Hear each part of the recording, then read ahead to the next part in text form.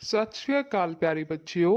ਅੱਜ ਅਸੀਂ ਇਸ ਵੀਡੀਓ ਵਿੱਚ ਆਪਣੀ ਸਾਇੰਸ ਦੀ ਇੱਕ ਹੋਰ ਬਹੁਤ ਵਧੀਆ ਤੇ ਇੰਟਰਸਟਿੰਗ ਐਕਟੀਵਿਟੀ ਕਰਾਂਗੇ ਜਿਸ ਦਾ ਨਾਮ ਹੈ ਐਟਮੋਸਫੇਰਿਕ ਪ੍ਰੈਸ਼ਰ।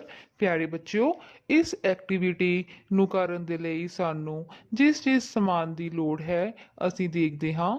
ਸਾਨੂੰ ਸਭ ਤੋਂ ਪਹਿਲਾਂ ਚਾਹੀਦਾ ਹੈ ਇੱਕ ਕੱਚ ਦਾ ਗਲਾਸ ਜਿਸ ਦੇ ਵਿੱਚ ਅਸੀਂ ਪਾਣੀ ਪਾਉਣਾ ਹੈ, ਇੱਕ ਗੱਤੇ ਦਾ ਟੁਕੜਾ। ਆਓ ਅਸੀਂ ਹੁਣ ਇਸ ਕਿਰਿਆ ਨੂੰ ਸ਼ੁਰੂ ਕਰਦੇ ਹਾਂ।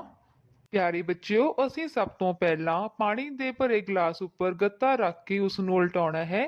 ਅਸੀਂ ਕੀ ਦੇਖਿਆ ਕਿ ਗੱਤਾ ਪਾਣੀ ਦੇ ਗਲਾਸ ਦੇ ਨਾਲ ਚਿਪਕ ਗਿਆ ਹੈ ਅਤੇ ਪਾਣੀ ਬਾਹਰ ਨਹੀਂ ਡਿੱਗਦਾ ਹੈ। ਅਸੀਂ ਇਸ ਨੂੰ ਸਭ ਪਾਸਿਓਂ ਘੁਮਾ ਕੇ ਦੇਖਿਆ ਹੈ। ਪਿਆਰੇ ਬੱਚਿਓ, ਅਸੀਂ ਦੇਖਦੇ ਹਾਂ ਕਿ ਇਸ ਤਰ੍ਹਾਂ ਕਿਉਂ ਹੁੰਦਾ ਹੈ। ਅਜਿਹਾ ਐਟਮੋਸਫੇਰਿਕ ਪ੍ਰੈਸ਼ਰ, ਜਿਸ ਦਾ ਮਤਲਬ ਕਿ ਵਾਯੂਮੰਡਲੀ ਦਾਬ ਦੇ ਕਾਰਨ ਹੁੰਦਾ ਹੈ।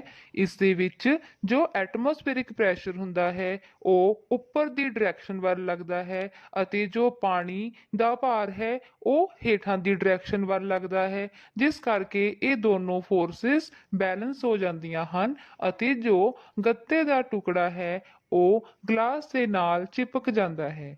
ਮੈਨੂੰ ਉਮੀਦ ਹੈ ਕਿ ਆਪ ਨੂੰ ਇਹ ਕਨਸੈਪਟ ਜ਼ਰੂਰ ਸਮਝ ਵਿੱਚ ਆ ਗਿਆ ਹੋਵੇਗਾ।